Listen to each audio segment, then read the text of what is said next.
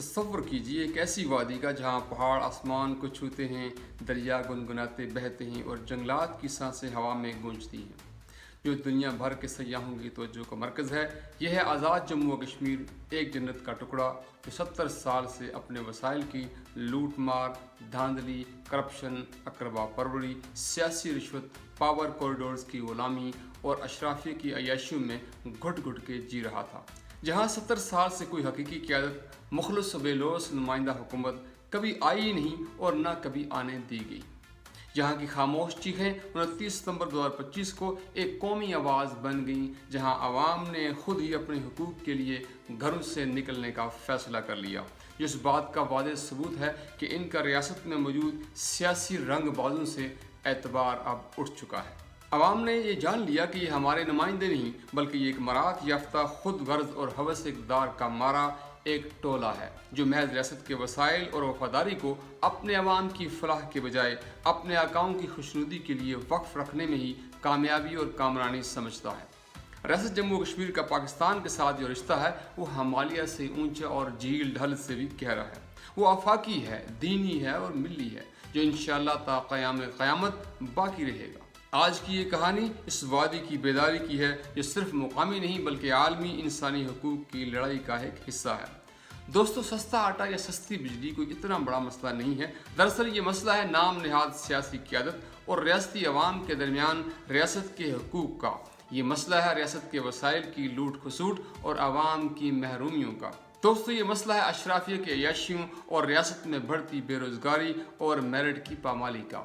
یہ مسئلہ ہے ریاست کی حقیقی قیادت کی عدم موجودگی کا اور عوام کے بے یار و مددگار رہ جانے کا۔ یہ مسئلہ ہے ان نو سربازوں اور عوام کے درمیان کا، جو 70 سال سے دونوں اطراف اپنے آپ کو آزادی کشمیر کے لیے مسئلے کا حل گردانتے آئے اور اس نام پہ مراعات اور فنڈز ہڑپ کرتے آئے، لیکن نہ کبھی آزادی کی صبح طلوع ہوئی، نہ ریاستی عوام کا مستقبل روشن ہو سکا۔ البتہ انہوں نے اقتدار کے مزے لوٹے، اپنی نسلوں کی فکر کی اور بس۔ وہ بھول گئے کہ ہر ظلم کو ختم ہونا ہوتا ہے، ہر جھوٹ کو بے نقاب ہونا ہوتا ہے اور ہر سیاہ رات کے بعد صبح کا سپیدہ نمودار ہوتا ہے۔ دوستو، آزاد جموں و کشمیر ایک نیم خود مختار علاقہ ہے، جہاں 1970 کا آئین تو موجود ہے، مگر اصل طاقت پاکستان کے وفاقی اداروں، خاص طور پہ اسٹیبلشمنٹ کے ہاتھ میں ہے۔ اسمبلی، صدر، وزیر اعظم منتخب ہوتے ہیں، مگر یہ عمل جمہوری نہیں، فری اینڈ فیئر الیکشن کے بجائے ذات پات، برادریزم، علاقائی تعصبات اور وفاق میں موجود پاور کوریڈورز کی نظر کرم پہ ہی انحصار کرتے ہیں۔ برسر اقتدار وفاقی حکومت کی پسندیدہ پارٹیاں ہی یہاں اکثر حکومت بناتی ہیں۔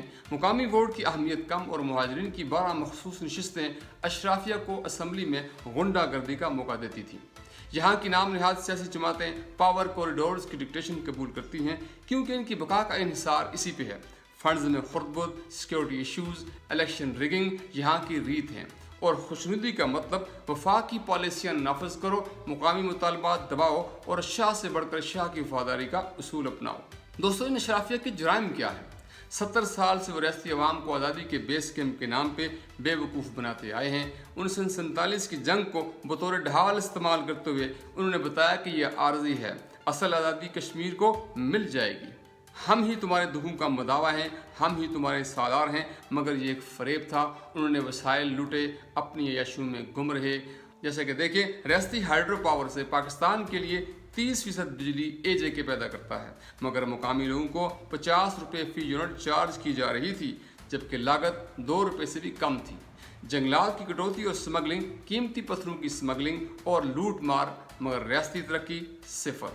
اس اشرافیہ نے ریاست کو تعمیر و ترقی اور خوشحالی سے دور رکھا۔ کوئی بڑا ایئرپورٹ نہیں، نہ انڈسٹری، نہ موٹر ویز، صرف کچی سڑکیں اور تباہ حال انفراسٹرکچر۔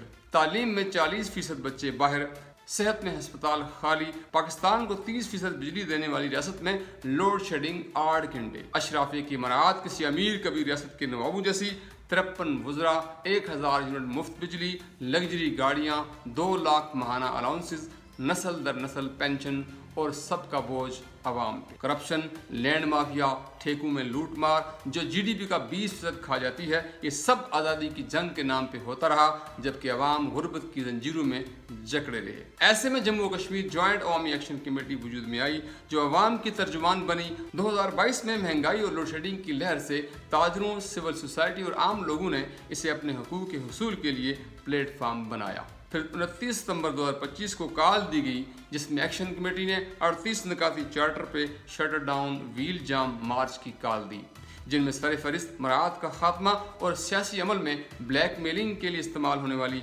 12 नशिस्तों का खात्मा था। दोस्तों, अव्वल रोज से ही हुक्मरान अशराफिया ने इसके खिलाफ हथकंडे शुरू करते हुए हर हरबा आजमाया, और फिर इस पे मजीद ये कि पहले दिन से पंजाब पुलिस, FC और रेंजर्स तैनात करवा दी, ताकि यहाँ बेगुनाह लोगों का खून बहाया जाए और हमारे पेटों पे लात के बजाय इदारे अवामी एक्शन कमेटी को तख्ता मश्क बनाएं। और दोस्तों, उन्होंने यहाँ बस नहीं की, बल्कि सबसे पहले रियासत की आवाम का दुनिया से रब्ता ख़त्म किया गया। इंटरनेट बंद, फ़ोन सर्विसेज मुअत्तल। इसके साथ साथ इन गासबों ने आवाम को इंडियन एजेंट कहा, ख़तरनाक नताइज की धमकियाँ दी, लालच दिए। गर्ज सारे सियासी टोले एक्शन कमेटी के खिलाफ हो गए, सवाए एक जमात के। हत्ता कि रियासत में मौजूद एक इस्लामी जमात, जिसे जमात इस्लामी कहा जाता है, वो भी एक्शन कमेटी का साथ देने से दस्तबरदार होगी, और उसने ये साबित किया कि वो बाकी जमातों की तरह स्टेटस को की एक जमात है और अवाम के जायज़ मुतालबात और हक की खातिर वो वफाक और एस्टेब्लिशमेंट की दुश्मनी मूल नहीं ले सकती। लिहाजा वो बाकी सियासी टोलों की तरह वो भी तमाशबीन बन गई, क्योंकि ये मुतालबात इनकी मराअत और कब्जे को चैलेंज कर रहे थे। नशिस्तें ख़त्म, वज़रा कम, करप्शन का खात्मा। दोस्तों, पाकिस्तान पीपल पार्टी, PMLN और मुस्लिम कॉन्फ्रेंस यही वो जमातें हैं जो वफाक की B टीमें हैं और महज पावर कॉरिडोर्स की डिक्टेशन पे चलती हैं। इस सारे अमल में एक सियासी जमात ने इन तमाम जमातों से हट के अपना मौक़िफ़ एक्शन कमेटी के हक में पेश किया, जो वाक़तन एक दुरुस्त तर्ज़ अमल था। इसी दौरान यहाँ एक जमात का जिक्र करना ज़रूरी है, जिसके बारे में रियासत भर में अब ये तासर गहरा हो चुका है कि ये कोई हकीकी सियासी क़यादत या तहरीक आज़ादी कश्मीर से जुड़ी जमात नहीं है, बल्कि ये सिर्फ इस्टेब्लिशमेंट की B टीम है। इसका रियासती सियासत से कोई ताल्लुक नहीं है, बस तारीख के चंद औराक सुनाने, खुद को आज़ादी पसंद कहलवा के अवाम को बेवकूफ़ बनाने, धौंस धांधली के अलावा इनमें कोई अहलियत नहीं है। चुनाचे वफाक की खुशनुदी के तलबकार मुकामी दर्द से बेखबर इस टोले ने 29 सितंबर को नहते पुरअमन लोगों पे गोली चला दी और यूं मुजफ्फराबाद में पीस मार्च के नाम पे तसादम की राह हमवार कर दी, जिसमें एक बेगुनाह की जान चली गई। दोस्तों, रियासत भर में इसे 9 मई वाक़े की तर्ज पे देखा गया, जिसमें अवाम को इश्तियाल दिलाया गया था और फिर नुकसान पे गिरफ्तारियाँ और जमात मुअत्तल होकर रह गई थी। लेकिन यहाँ अवाम पाकिस्तान में इस तर्ज के तजुर्बे से आगाह थी, लिहाजा उन्होंने रद्द अमल से गुरेज किया और ख़ुद को बचा लिया। लेकिन नाकबत अंदेश हुक्मरानों की फाश गलतियों के नतीजे में कीमती जानें दोनों जानब से ज़ाया हुई, जिस पर रियासत भर की फ़ज़ा अभी तक सोगवार है। तो दोस्तों, 150 घंटों की इस पुरअमन एहतिजाजी काल ने बिलाखिर इंतज़ामिया को अवाम के सामने ढेर कर दिया और पाकिस्तान की मुदाखलत से मुज़ाकरात शुरू हुए। पहले तो तमाम मुतालबात को जायज़ और दुरुस्त करार दिया गया और फिर इन्हें तस्लीम भी किया गया। जब हम इन बुनियादी नोयत के मुतालबात को देखते हैं तो हैरत होती है कि ऐसे मुतालबात तो 70 साल पहले ही किए जाते तो इसी वक्त पूरे होते, क्योंकि ये इतने बुनियादी और अहम नोयत के हैं कि इनको बहुत पहले ही पूरा किया जाना चाहिए था। और इसके बगैर रियासत का क्या किरदार रह जाता है, इंसान को हैरत होती है।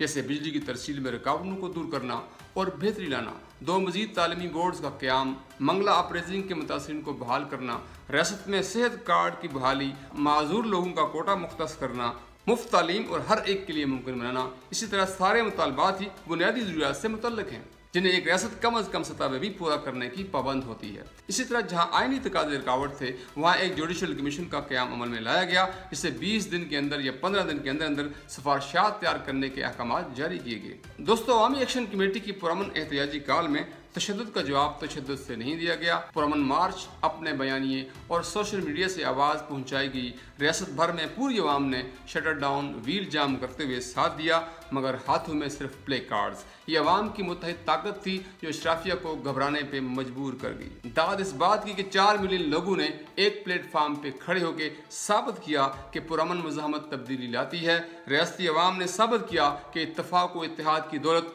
वो सरमाया है जो कौमों को हर जगह और हर वक्त सरफराज करता है।